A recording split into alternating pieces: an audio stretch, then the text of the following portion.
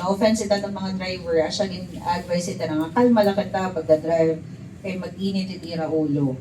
So, pag-abot nga to opisina, baga naheran mga buutan, enduro, pasaylo ma'am, so hindi din na maotro. But we really have to gimpapa-seminar naman balik liwatan iba LTO plus ginisyohan naman citation ticket. So 500 ito ya. Every citation ticket is 500. Imagine na lang, mabugat na gyapon ito ya.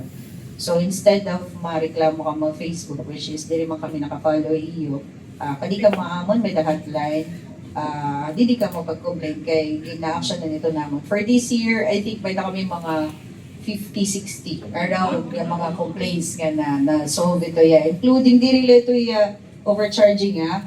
May da nagbangga ay waray tagihin assistance sa naton may da nabayan na cellphone, nababalik ito ya. So may da nabayan ng mga bag. So asya ito usually may da PWD. May da kami PWD nga waray ya tagihin discount. So, na bayaran lugod daw, nakagbayad lugod din 500 ang driver. Namurong mahal. So, sa ito natin nga gini-emphasize, balik-balik, asya ito na importantehan, road safety seminar. Kay aadot-aton taga-pidaw nga nagyayakan mga, para ma-inform nirahan rin sa nato mga PWD ng mga